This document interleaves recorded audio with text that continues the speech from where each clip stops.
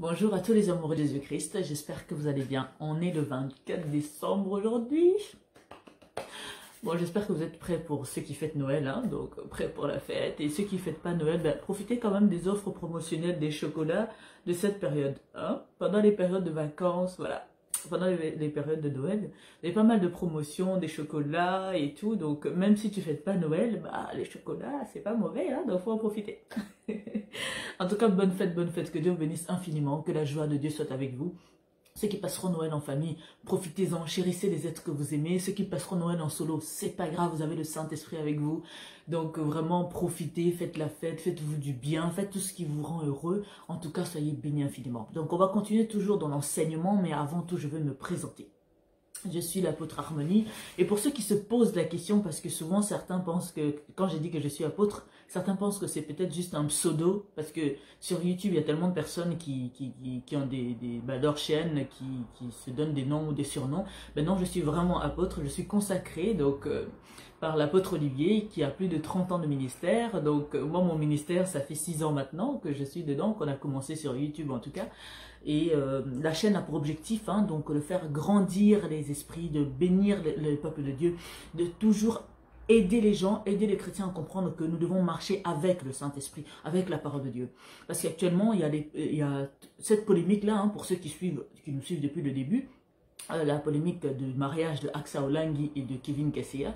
Donc, par exemple, cette polémique, quand elle arrive, beaucoup de personnes se posent des questions, mais on ne reste pas sur la parole de Dieu. Et cette chaîne a pour objectif donc de regarder un peu ce qui se passe dans notre société et de répondre, de donner des solutions bibliques, des solutions spirituelles à l'aide du Saint-Esprit, à l'aide de la parole de Dieu. Comme ça nous permet de nous dissocier de l'opinion publique, de nous dissocier du vent, de nous dissocier de tout ce qui passe.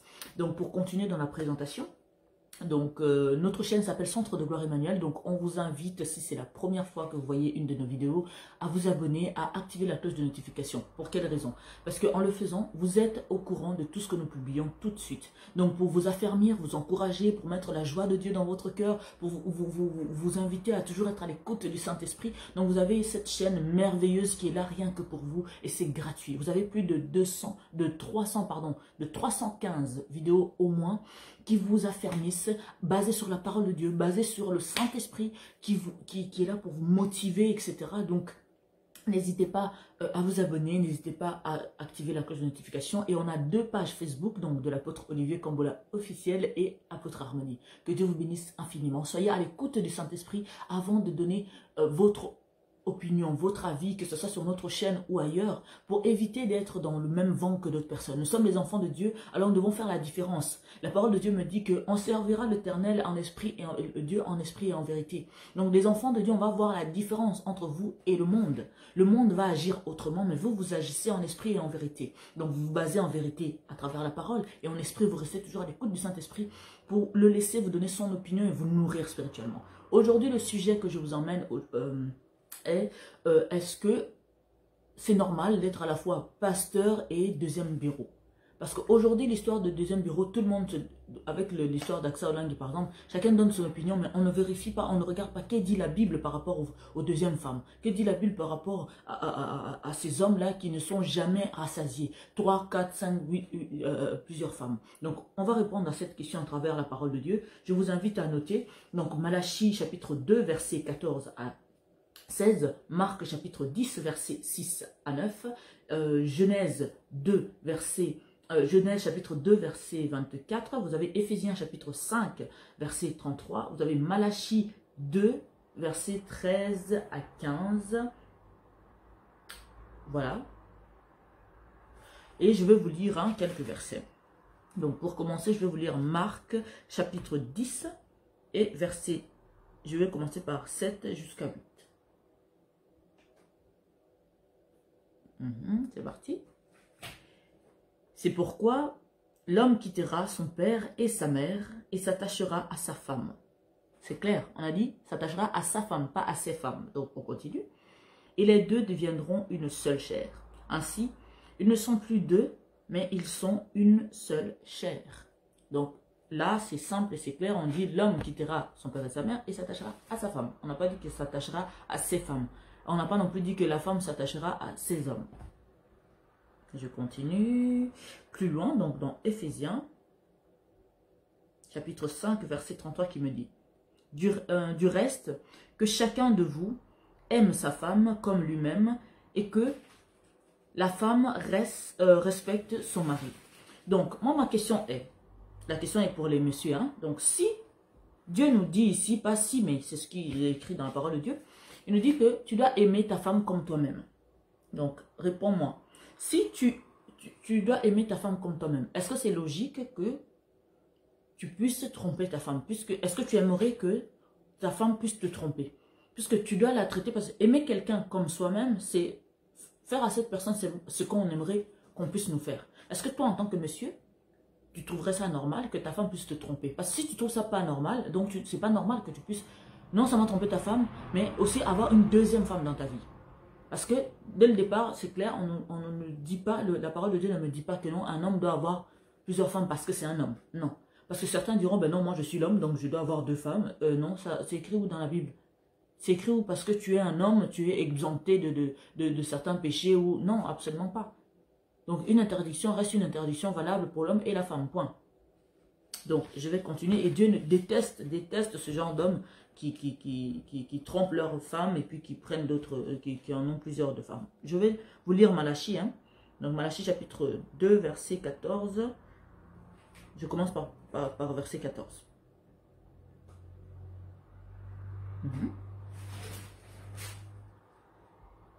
Et vous dites, pourquoi? Parce que l'Éternel a été témoin entre toi et la femme de ta jeunesse, à laquelle tu es infidèle, bien qu'elle soit ta compagne et la femme de ton alliance. Nul n'a fait cela avec un reste de bon sens. Donc, tous ceux qui prennent d'autres femmes là, qui trompent leur femme. Un seul l'a fait, et pourquoi? Parce qu'il cherchait la postérité que Dieu lui avait promis. Donc là, on parle d'Abraham. Hein, donc quand à un moment donné, bah, il a vu que l'âge avançait, il n'avait toujours pas d'enfant, bon, il a bifurqué, mais bon, après on connaît les conséquences. Hein, donc je le développerai par la suite. Un seul l'a fait, et pourquoi? Parce qu'il cherchait la postérité que Dieu lui avait promise. Prenez donc garde en votre esprit, et qu'aucun ne soit infidèle à la femme de sa jeunesse, car je hais la répudiation, dit l'Éternel, le Dieu d'Israël. Et celui qui couvre de violence son vêtement, dit l'Éternel des armées, prenez donc garde en votre esprit et ne soyez pas infidèles. Donc Dieu met en garde tout le monde et dit que vous ne devez pas être infidèle. La parole de Dieu me dit dans Genèse 2, 4, chapitre 2, verset 24, qui reprend encore, hein, donc au commencement, donc l'homme doit quitter sa famille, pardon, et s'attacher à sa femme. Donc depuis le début, donc vous avez ces versets-là qui se répètent, qui insistent sur le fait que l'homme quittera son père et sa mère et s'attachera à sa femme et deviendra une seule chair. Et tout. Donc, Dieu insiste sur le fait que quand il a créé, restons dans la logique. Dieu insiste sur le fait que non, quand il a créé l'homme et la femme, c'était pour que les deux soient un pour chacun. La preuve, quand il crée Adam et Ève, il ne crée pas deux Ève, et encore moins deux Adam. Donc c'est l'homme qui a voulu marcher dans le péché, faire ce qu'il voulait. Donc on voit dans la Bible, certains ont plusieurs femmes. Vous avez David qui en avait 6, et vous avez vu les conséquences qui ont suivi. Un de ses enfants, des mères différents, a violé sa fille, et puis bah, un des frères a tué le frère en question qui a violé la sœur pour le venger. Donc voyez un peu toutes les conséquences que le fait de ne pas rester avec une seule femme peut causer dans la vie. D'abord, déjà, un couple il y a seulement un seul homme et une seule femme, c'est pas toujours évident. Maintenant, quand vous ajoutez encore deuxième femme, deuxième homme, etc., donc c'est encore des problèmes que vous rajoutez. Donc là, la parole de Dieu ne dit à aucun homme, n'autorise à aucun homme sur terre à tromper sa femme, encore moins à avoir des deuxièmes, des troisièmes, des quatrièmes, des cinquièmes bureaux. Ce n'est pas biblique et ce n'est pas normal. Depuis le départ, Dieu, ce n'est pas ce qu'il a voulu. Donc il a créé l'homme pour la femme et la femme pour l'homme. et tout. Et soi-disant, vous avez aussi des idées vraiment qui tombent de je ne sais pas où. Vous avez ces gens-là qui disent, oui, il n'y a pas assez d'hommes, il n'y a pas assez d'hommes pour toutes les femmes qui existent. Donc, ça justifie le fait que d'autres femmes acceptent d'être des deuxièmes bureaux, etc. Non!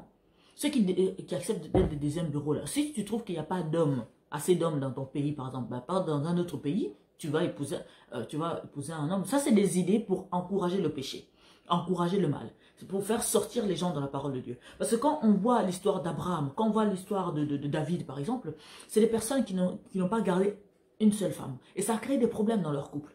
Parce que quand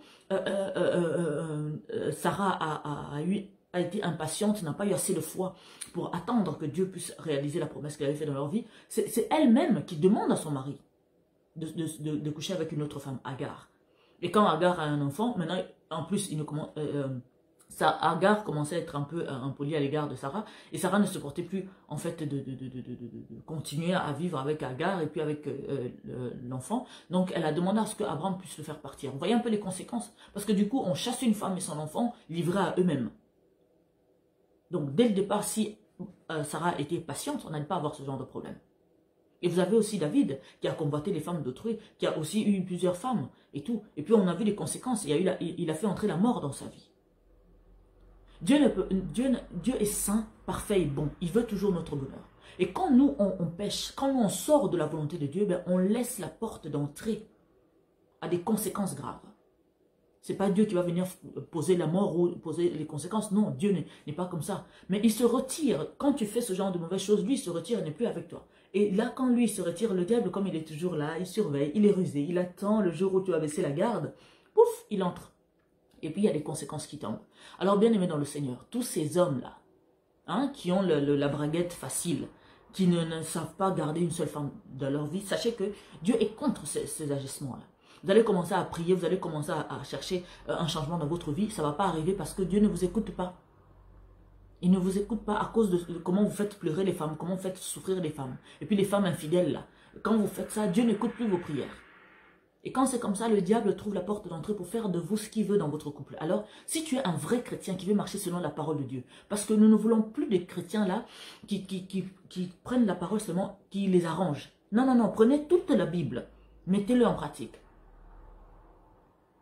Vous avez des hommes vraiment braguettes faciles, il y a aussi des femmes comme ça, mais qui vont justifier le fait que non, on doit avoir plusieurs troisième femmes. Et dans le cas d'Aksa Olangi, par exemple, elle est la deuxième femme, qu'elle ne le veuille pas, parce que Kevin Kassé a été déjà marié ailleurs, donc elle est deuxième femme, ce qui n'est pas normal. Parce que là, pour l'instant, il n'y a pas encore eu de bébé. Bon, apparemment, il paraît qu'il y a un bébé en route, mais peu importe. On va dire que là, elle vient d'arriver dans ce mariage-là. Donc, elle devrait le quitter normalement. Mais vous devez aussi faire attention parce que vous avez aussi beaucoup de pasteurs, quand ils trouvent des couples déjà qui vivent dans la polygamie, il y a déjà les enfants là-dedans, ils vont dire, oh, quitte quand même ce mari. On va aussi parler de cette histoire de deuxième femme et puis des enfants nés de la deuxième femme. On en parlera demain.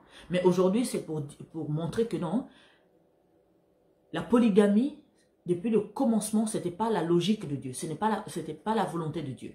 Il avait créé un homme pour une femme, tout simplement. Donc, pour répondre clairement à cette question, parce que les gens se demandent, est-ce que c'est normal d'être deuxième bureau? Est-ce que c'est normal voilà, d'être deuxième bureau et tout? Ça ne l'est pas parce que la parole de Dieu me dit que l'homme quittera son père et sa mère et s'attachera à sa femme et les deux deviendront une seule chair. Donc, quand on me dit ça, on ne me dit pas que l'homme quittera son père et sa mère et s'attachera à ses femmes. C'est aussi logique que ça. Parce qu'on le voit, les conséquences hein, de prendre une deuxième femme. Une troisième, une quatrième femme. En tout cas, à partir du moment où ce n'est plus une seule femme, ça devient une deuxième. Et puis on le voit les conséquences. On l'a vu avec Abraham, on l'a vu avec David. Vous avez aussi Salomon qui avait beaucoup de femmes. Et il a fait entrer l'idolâtrie dans sa vie. Alors bien aimé dans le Seigneur, il n'est pas chrétien celui qui veut, mais celui qui peut. Donc il ne faut pas venir dire moi je suis chrétien, moi je suis ceci, cela. Et tu n'arrives pas à attacher ta braguette, tu n'arrives pas à être fidèle, tu n'arrives pas à être fidèle. Non. Quand tu es chrétien, c'est d'abord le désir de faire la volonté de Christ, d'être imitateur de Christ, de faire la volonté de Dieu, de s'efforcer à observer non seulement la parole de Dieu, mais de mettre en pratique. Tu n'es pas chrétien seulement dans les parties qui t'arrangent. Demandez, on vous donnera. Hein? Fais des ténèbres tes délices et te donnera ce que ton cœur désire. Prends aussi ta croix et suis-moi. Jésus l'a dit, hein? La parole de Dieu me dit, prends ta croix et suis-moi. Ça veut dire quoi? Donc tu dois prendre tes responsabilités. Tu dois traiter durement ton corps pour ne pas arriver, pour ne pas tomber dans le péché, pour ne pas tomber dans de mauvaises choses. Donc, Jésus ne doit pas être là en train de retenir l'envie d'aller voir ailleurs, l'envie de faire ceci à ta place. Non. Tu es un homme marié à une seule femme, tu dois rester avec une seule femme. Et ceux qui divorcent pour de mauvaises raisons, là, vous avez votre responsabilité vis-à-vis de Dieu. Donc, pour répondre à cette question, donc, est-ce qu'on peut être, parce qu'il puisait, bon là, on parle de AXA Hollande, il y a des pasteurs chez eux, il paraît. Donc, maman, pasteur et deuxième bureau, ce n'est pas du tout compatible. Non, non, non, non, non. Du tout, du tout. Et puis pour les couples qui sont déjà dans le deuxième bureau comme ça, qui ont eu des enfants, qui sont mariés depuis des longues dates, donc on en parlera demain, parce que vous avez beaucoup de gens qui ont leur opinion là-dedans. Oui, c'est pas, faut vous séparer, etc. Bon, c'est vrai que la parole de Dieu me dit que ce n'était pas la volonté de Dieu, mais après il y a eu des volontés permissives. Donc l'homme, dans sa logique, dans ses pressés, bon, il y a eu, par exemple, David qui a eu plusieurs femmes, mais ce n'est pas des exemples à prendre. Parce que beaucoup de gens vont vous donner l'excuse que non, oui, Abraham avait pris Agar, oui, Salomon avait plusieurs femmes, oui, David avait ceci. Mais c'est des êtres humains comme vous, ce n'était pas des saints. Est-ce que vous avez entendu Jésus avec le même scandale? Il ne s'est même pas cassé la tête à avoir une femme. Non, il est venu, il a fait sa mission, il était concentré sur ce qu'il devait faire. Il a fait, il a réussi et il est parti. Parce que chacun va essayer de prendre des excuses, trouver des excuses. Vous savez, la Bible, ça s'interprète. La Bible ne se lit pas comme n'importe quelle Bible. Ça se comprend avec l'aide du Saint-Esprit. Il faut réfléchir, il faut se poser des questions. Seigneur, pourquoi il y a ça, il y a ça, il y a ça? Oui, Seigneur, la polygamie n'est pas bien, mais pourquoi je trouve quand même cet exemple-là? C'est pour nous montrer que dans le passé, il n'y a rien de nouveau sous le soleil. Dans le passé, il y a eu ce genre de situation. Et puis, c'est pour vous aider aussi, vous qui vous retrouvez dans cette situation de polygamie et que peut-être que vous n'étiez pas chrétien, que vous ne savez pas que ce n'était pas bon. Que comment maintenant vous allez agir, comment on se comporte, ça, on va voir ça demain. Et tout, mais tout ce qu'on met dans la Bible, c'est pour nous enseigner, pour qu'on tire des leçons, pour qu'on puisse voir aussi les mauvaises choses que les autres de l'époque avaient fait, et tout, et qu'on ne puisse pas les répéter, et tout. Donc David n'avait pas fait que des bonnes choses. Certes, il est cité comme l'homme selon le cœur de Dieu, mais ça ne veut pas dire que toute sa vie était parfaite. Et tout, il faut aussi comprendre dans quel contexte Dieu a dit que c'était l'homme selon mon cœur, parce qu'il cochait certains critères qui étaient parfaits aux yeux de Dieu. Le fait qu'il aimait Dieu de tout son cœur, il faisait de Dieu sa priorité, au bout d'un moment, Dieu a dit que c'était l'homme selon son cœur. Parce qu'il y a des choses que jamais David ne laissait de côté, par exemple de faire de Dieu sa priorité, écouter Dieu. Après, il a eu aussi ses faiblesses là où il avait plusieurs femmes. Donc ça, c'était sa croix à lui qu'il devait porter. C'était sa responsabilité qu'il devait arranger absolument. Ce n'était pas à Dieu d'arranger ça à sa place. Et tout. Donc vous qui êtes enfant de Dieu, qui observez la parole de Dieu, observez-le dans son entièreté. C'est vrai que parfois, vous pouvez vous efforcer, vous tombez dans le péché, mais tomber dans le péché une fois, ok. Mais quand tu commences à tomber dans le même péché, 3, 4, 5, 6, au bout d'un moment, non, ça ne va plus là. Donc chacun est responsable de ses actes devant la parole de Dieu, chacun est responsable de ses actes devant Dieu. Alors, marchons selon la volonté de Dieu, pas selon la volonté des hommes. Parce que dans la doctrine, par exemple, d'un maman de AXA Hollande, il paraît qu'elle était contre le fait d'être deuxième bureau, contre le fait de prendre le mari des autres. Bon, apparemment, ça ne s'applique pas à sa fille, d'après ce qu'on a vu. Mais en tout cas, c'était pour répondre à cette question que tout le monde se pose. Est-ce que être deuxième bureau et en plus elle est pasteur, est-ce que c'est normal? Non, c'est pas normal. Dieu ne demande pas à ce que tu pars prendre le mari de quelqu'un d'autre, d'entrer dans un mariage qui est déjà scellé où deux personnes sont déjà ensemble. Parce que là, elle a violé la parole qui dit que non, que Dieu ne sépare pas que personne ne sépare pas, pardon, ce que Dieu a uni. Parce que qu'on le veuille ou pas, quand un couple sont mariés, même si c'est des païens, même si c'est des chrétiens, Dieu reconnaît quand même que vous êtes unis, vous êtes mariés, vous vous êtes engagés. Donc, il y a eu engagement de deux personnes. Donc, Dieu reconnaît que vous êtes mariés. Donc, quand tu pars maintenant te marier quand même à un homme qui est déjà engagé ailleurs, donc, tu es la deuxième bureau, tu es en train de violer les règles de Dieu et tout. Et puis, on parlera de deuxième bureau demain, donc pour savoir quelle est la sagesse de Dieu pour gérer ce genre de couples qui sont déjà engagés depuis des années et puis qu'il y a déjà des enfants qui sont nés là-dedans. Vous avez aussi des idées reçues comme quoi que les enfants de deuxième bureau sont d'office maudits, ça c'est n'importe quoi. On parlera de ça aussi demain. Donc, pour rester, l'objet en fait de cette vidéo, c'était de répondre, hein, est-ce que être pasteur et deuxième bureau est compatible? Non. Non, non, non, non. Dieu n'encourage pas d'être deuxième bureau. Ça, ce sont les gens qui ont voulu absolument violer aller à l'encontre de cela. Donc, ils ont eu d'autres femmes dans différents cas. Et il y a aussi des cas par cas. Donc, par Sarah, par exemple, je ne dis pas que... ce n'est pas pour dire que c'était normal. C'est juste que quand ils ont accepté de la deuxième bureau, c'était parce qu'ils voulaient avoir un enfant. Donc c'était un peu avec du bon sens et tout. Mais les autres qui ont eu d'autres femmes, là, c'est pas parce qu'ils manquaient des femmes ou ils avaient besoin d'enfants, non. Une femme, c'est suffisant. Donc arrêtons d'essayer de justifier nos péchés, de justifier nos actes. Non, non, non, non, non, non, en prenant des exemples, les personnes dans la Bible. Non, les personnes dans la Bible ne sont pas là pour vous servir de leçons ou d'exemples. C'est pour que nous puissions tirer des leçons que non, ah, l'apôtre avait fait ça, donc c'était pas bien, c'était pas la parole de Dieu, donc je ne vais pas le mettre en place. Mais c'est dans la Bible pour que tu puisses faire attention que non, je ne dois pas faire ça. C'est mis là pour que, juste qu'on dise que, à l'époque on l'avait fait, et que ce n'était pas la volonté de Dieu, nous ne devons pas le faire. Et tout. Donc vous les hommes qui pensez que c'est impossible d'être fidèle, c'est impossible de rester avec une seule femme, lisez la parole de Dieu. C'est une question de volonté et de détermination. Quand tu as la volonté de faire la parole de Dieu, de faire la volonté de Dieu, et tu es déterminé à ne pas le violer, tu vas voir que tu vas y arriver. Le Saint-Esprit va te donner les capacités. Même si une très belle femme passe devant toi, même si un très beau homme passe devant toi, tu vas pas tout de suite vouloir, tu vas pas le désirer, tu vas pas aller vers lui directement. Parce que tu t'efforces à marcher selon la volonté de Dieu. Donc pour répondre à la question, hein, pour faire court, donc deuxième bureau, non. Donc, si tu n'es pas encore déjà entré dans un mariage où il y a déjà une femme, donc je te déconseille vivement parce que ce n'est pas biblique d'être deuxième bureau, troisième, quatrième, cinquième, etc. Et ce qui concerne les deuxièmes bureaux, donc on en parle demain, donc je vous dis rendez-vous à demain, prenez soin de vous et bon réveillon, hein, donc profitez avec votre famille, profitez avec les gens que vous aimez, que Dieu vous bénisse infiniment. Et puis, ce n'est pas normal d'être deuxième bureau Axa Olangui, ce n'est pas normal du tout, du tout, du tout, du tout. Donc, pour toutes les femmes qui aspirent à entrer dans un mariage où il y a déjà quelqu'un, je vous le déconseille. Parce que beaucoup de femmes se marient, acceptent d'être deuxième bureau par désespoir. D'autres parce que là-bas, ils ont vu, il y a beaucoup d'argent, donc elles acceptent même d'être la sixième femme. On le voit, hein, il y a plusieurs cas comme ça. Donc, faites vraiment très attention. La parole de Dieu nous dit autre chose. Donc, nous devons plutôt respecter la parole de Dieu, pas les coutumes des hommes. Que Dieu vous bénisse infiniment et je vous dis à demain. C'était l'apôtre Harmonie. Que Dieu vous bénisse. Ciao.